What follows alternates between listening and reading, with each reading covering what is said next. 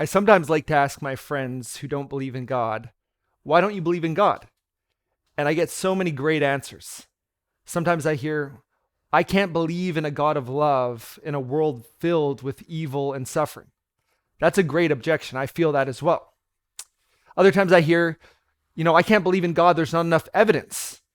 And I love that response as well, because then you can talk about, is there evidence for God and what counts as evidence and how much evidence is enough?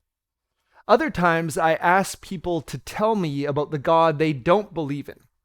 And I hear about a God who's aloof and uncaring, a God who legitimizes bigotry and violence. And I realize very quickly, I don't believe in that God either. That there are some images and pictures of God that we should doubt and reject and run from as soon as possible. And my point is this: whether we believe in God or not, we all have an image of what God is like. Think about it right now. If someone asked you, what is God like? Or tell me about the God you're doubting, what would you say? Because your response to that question is your image or your picture of God.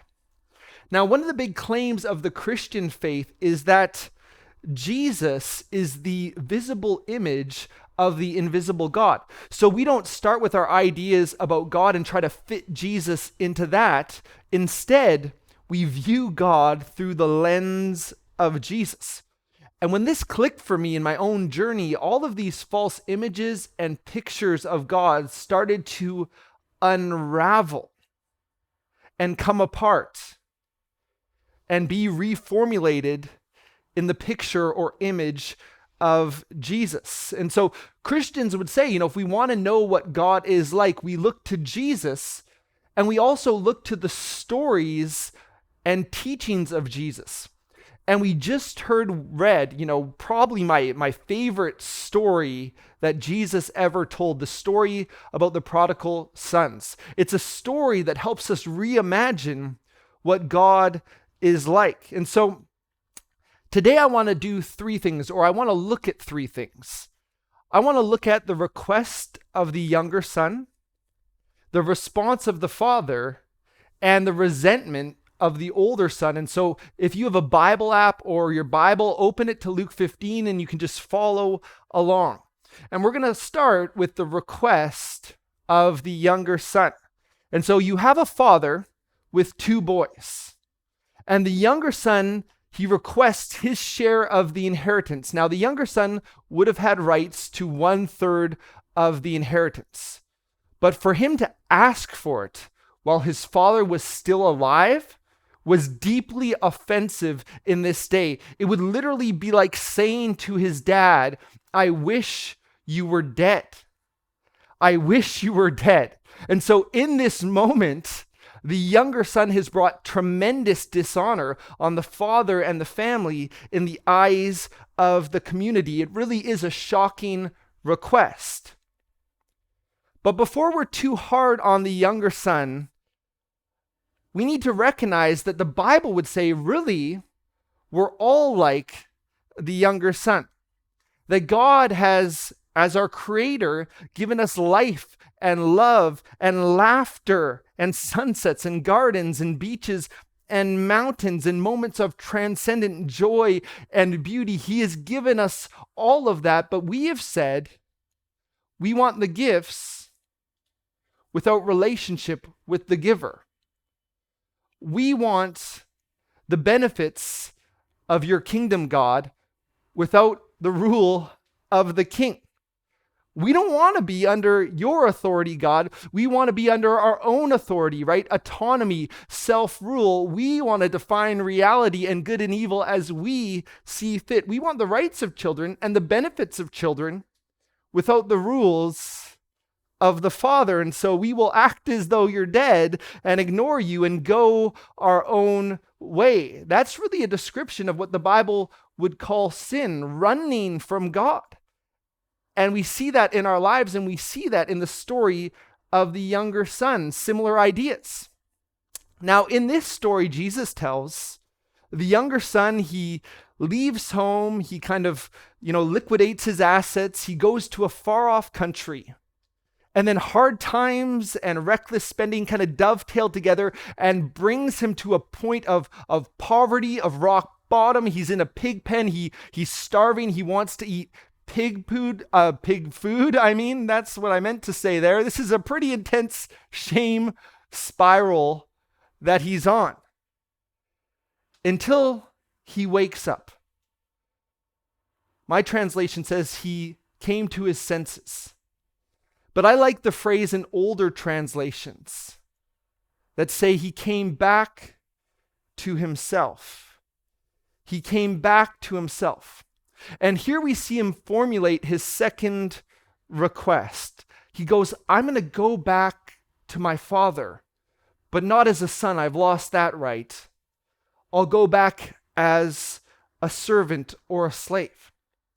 And for those who are hearing the story for the first time, the question that would naturally arise in their minds is, well, what kind of reception is this boy going to get? And they would assume it's going to be very, very negative. And so let's look at the response of the father and the reception this boy gets when he goes home. And let me just tell you, I'm also a dad. I have two kids, Caden, our boy who's 9, and Mila, our daughter who's 7. Caden is a daddy's boy. It's always been that way. When he was young, my wife said to him, Caden, I love you. And he responded, and I love daddy, which is tough for her, but great for me. But our daughter is close with my wife. And when she was 3 years old, she made a mess all over herself. It was in the bathroom. She made a mess all over herself, all over the bathroom floor. And my wife came in and she would say this wasn't one of her great parenting moments, but she got upset at our daughter. And she put our 3-year-old in the shower. And Mila started crying and repeating, it's all my fault. It's all my fault. It's all my fault. And my wife is such a good mother. She got down on her knees and she looked Mila in the eyes and said, Mila, I am so sorry for raising my voice. Will you forgive me?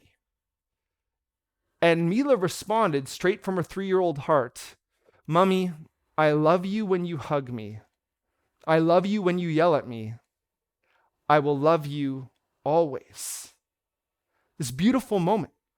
And we know as adults that our love often falters and fails. We know that, our love doesn't always keep the promises it makes. We know that sometimes we're the most careless with the hearts of people that we say we love the most. But we also have these moments of, unconditional love. And our soul just laps it up. We realize how thirsty we are for that kind of love. I love you when you hug me. I love you when you yell at me. I will love you always. That we catch glimpses of this unconditional love, and it changes us and humbles us and uplifts us. What is God like? What if God loves like that? Not once in a while, not occasionally, but always, because that is who God is. Well, look at the response of the Father in the story. In the story Jesus tells, it says, the Father sees the Son from a long way off, meaning the Father is looking and scanning the horizons day after day until that moment where he sees his boy at a distance, and Jesus has the Father run out to him. And for the first century hearers, this would have been shocking because Jewish patriarchs, fathers in the family, they don't run. Running is for children. And so this is an undignified picture of a dad hiking up his robes and running to embrace his son. And what's fascinating is some commentators say that the father runs because in that day, it would be expected that even the community might come around that boy and reject that boy and do violence to that boy. So the father runs out to embrace him and protect him from the community. And this son has a pre-rehearsed speech. Father, I've sinned against heaven. I've sinned against you. I'm no longer worthy to be called your son. And that's true. He's no longer worthy. But worth has nothing to do with it. This story is not about the worthiness of the Son. It's about the love of the Father. When it comes to a relationship with God, when you come back to yourself, how worthy you feel is not the most relevant factor. The most relevant factor is always and forever how loved you are. You see, religion says, I've messed up. I better hide from my Father. He will reject me. But the gospel, the good news of Christianity says, I've messed up. I need to run to my Father. He will always accept me. And the Father here says, bring the best robe. Whose robe is the best robe in the family? It's the Father's. Bring my robe, put it on him, a ring on his finger. Let's kill the fattened calf. Let's celebrate. This son of mine was dead. Now he's alive. He was lost. Now he is found. I love this story so much because of the picture it gives us of God as a father who runs out and embraces us in our mess. A God who loves us perfectly, even though we are imperfect. And I said earlier that really the story of the younger son is all of our stories. It's the story of the whole Bible, that we've run from God in sin and God has pursued us in love, ultimately through Jesus. But some of us, when we hear about the younger son's wild living, that resonates. And the truth is, that's my story. That I grew up going to church, but in my teen years, I rejected God. I ran far from God. I got into wild living, drugs, alcohol, girls stealing, lying, treating my sisters brutally, creating an unsafe environment in our home. And of course, there were good times and good memories, but there were also dark times where we did dangerous things. We were a danger to ourselves and others. And I have these moments that come to mind, or these pictures. Like I remember my parents being gone and us throwing a party. And I remember snorting cocaine on the same dresser where my father kept his big Bible. I remember the youth pastor at their church came over to house sit for them while they were gone and to look after us. And I had my friends over and we were drinking and we accidentally started a fire in the house, right? Very stressful for this youth pastor. And to lighten this a bit, I'll just tell you what we did because it's ridiculous. We had a kettle that was plastic and we plugged it in because we wanted to boil water to make tea. But after we plugged it in, we also put it on the stove element and turned the element on, like we were in the 17th century trying to boil water with fire. And of course, the kettle's plastic. It goes up in flames and black smoke is billowing everywhere, and very stressful for this youth pastor. And when my parents came home, they asked me to move out, which, fair enough. And so that was my life. And I remember after high school, it was New Year's Eve and I went to a party, mansion on the water, open bar. And it was 10 p.m. and I remember looking around and there was a lot going on in my life in the moment, and I remember thinking, there's nothing I want here anymore. It's like the bottom fell out of the fun.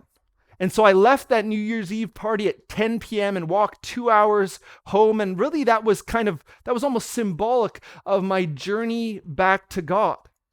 And it's so hard to explain in some ways, but I really do feel like God ran out and embraced me in the brokenness and in the mess, that I encountered his love and it changed me. And I also experienced the welcome of God through the church, like through his people. I became friends with that youth pastor I was talking about. And it was a beautiful thing. And my life has never been the same. But now I've followed Jesus for years. And sometimes I think, well, yeah, God ran out and embraced me in my brokenness and my mess, and he welcomed me home. But now I've been following God for a while. Like, I should have things together. And when I mess up now, which I do, I don't always see this picture of God the Father. Instead, I see a frowning face. Or I think, God loves me, but I don't think God likes me very much. And it's in those moments where we mess up, whether we're brand new to following Jesus or we've been a Christian for 20 years, it's in those moments of relapse and failings that our image of God really matters. That the same God who ran out and embraced me in all my brokenness still runs out to embrace me 2 years later when I mess up, or 10 years later when I mess up, or 20 years later when I mess up. The Father still runs out to embrace me.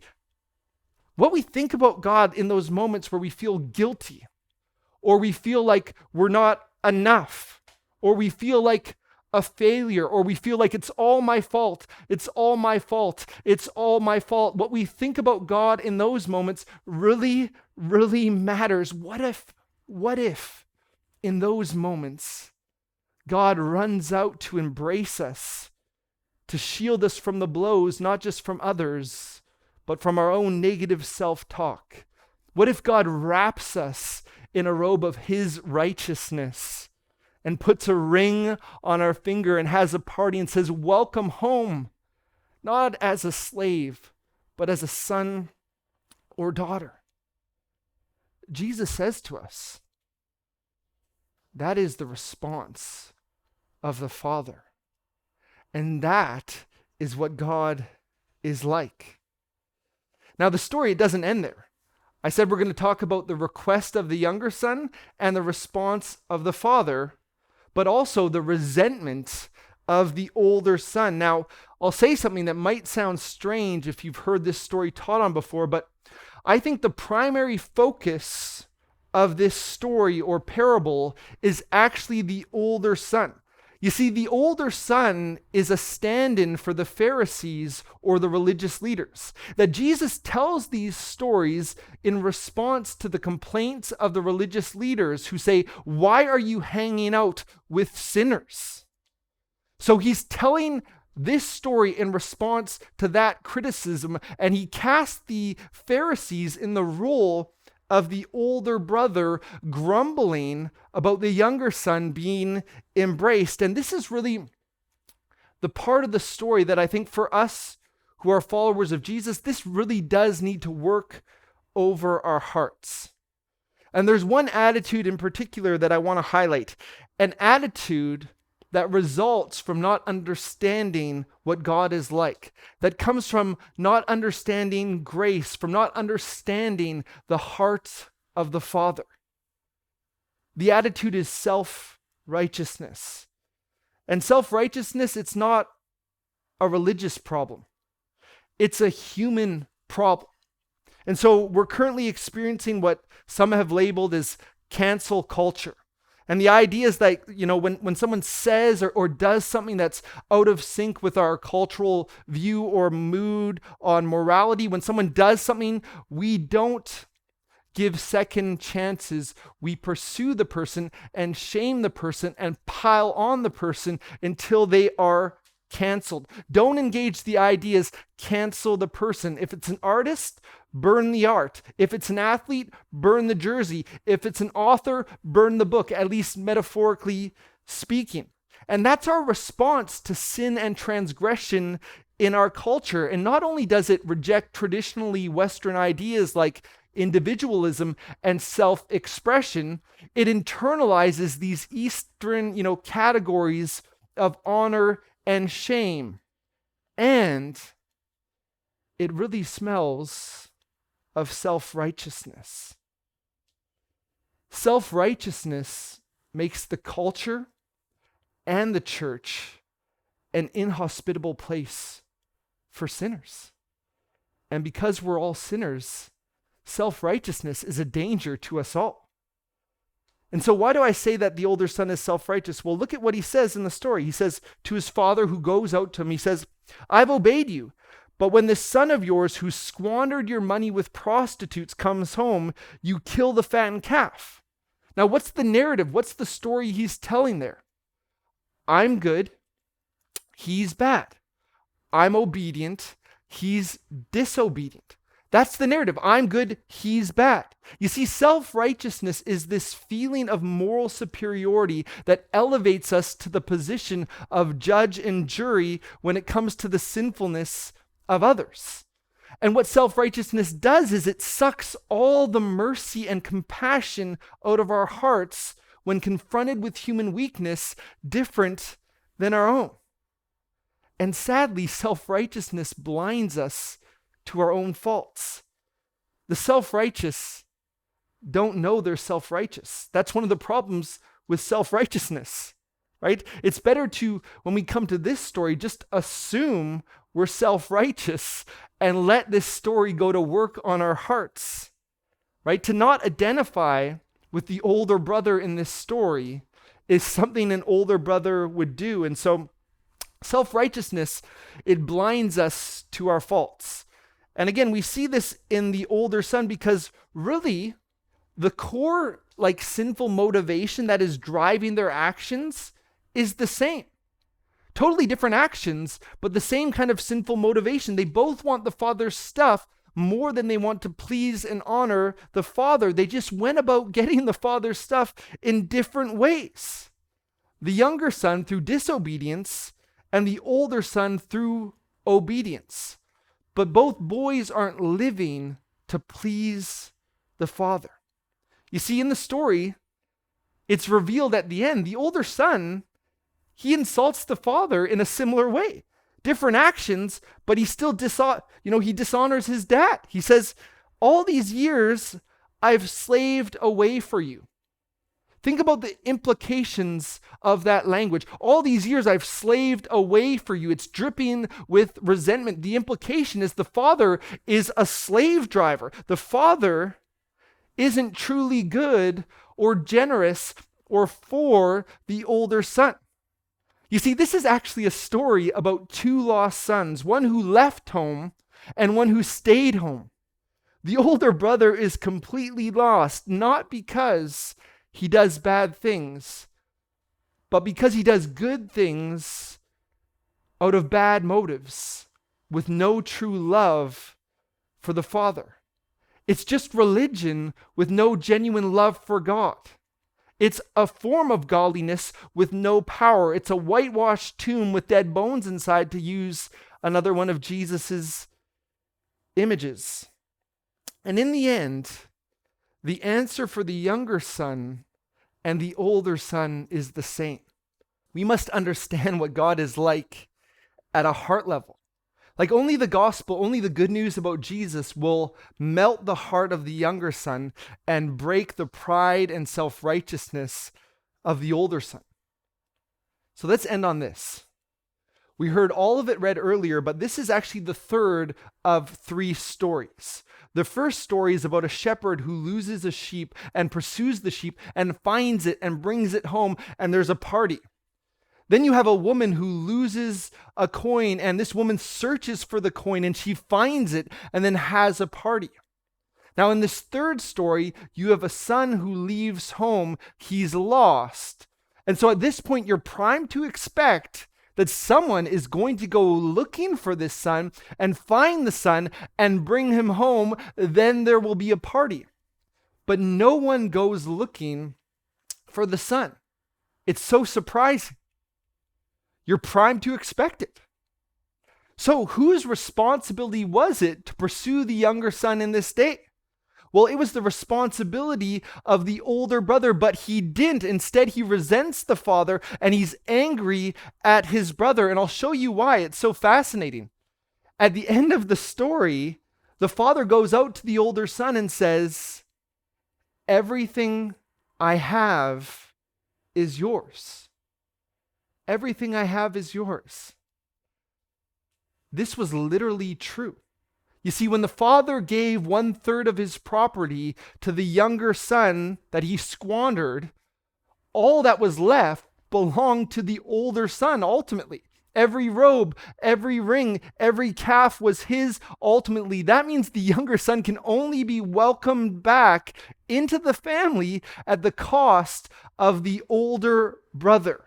Like, who's paying for this party? Whose wealth is this party diminishing ultimately? The older son. And he is livid. He is livid. If the older son loved the father and saw how brokenhearted the father was for the younger son, he would have said, Father, whatever it takes, whatever it costs me, I will find my brother and your son and I will bring him home. But he didn't, because his heart didn't reflect the heart of the Father. Jesus wants the Pharisees to see in this moment how far their hearts are from the heart of God towards the younger son. The younger son didn't have a good older brother, but you and I do.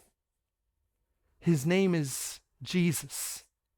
That Jesus left the heavenly home of his Father and came to a far-off country to pursue us, not as a rebellious son, but as an obedient son. And he said, whatever it costs me, I will bring them back. I will pay the price. I will pay their debt. I will die for their sins so that they can come home, not as slaves, but as sons and daughters. And so for the religious or the irreligious, for the unrighteous or the self-righteous, for the de-churched or unchurched or overly churched, we are all welcomed home again and again and again. But what's so fascinating is that we might have at some point been the younger son or the older brother in our journeys, but God's end goal for us is actually to make us like the Father in this story. Ephesians 5:1 says, be imitators of God as dearly loved children and live a life of love, just as Christ loved us and gave himself up for us. That God's end goal is to make us like the Father. I love what Henry Nouwen says about this story. He says these words: the real question is, are you interested in being like the Father? Do I want to be like the Father? Do I want to be not just the one who is being forgiven, but also the one who forgives? Not just the one who's being welcomed home, but also the one who welcomes home. Not just the one who receives compassion, but the one who offers it as well. What is God like? We look to Jesus and we look to the stories he told. But that's not the end of it. The hope is also that people would be able to look at us and see the heart of the Father who runs out and embraces others. And that's my prayer for us at the Way Church.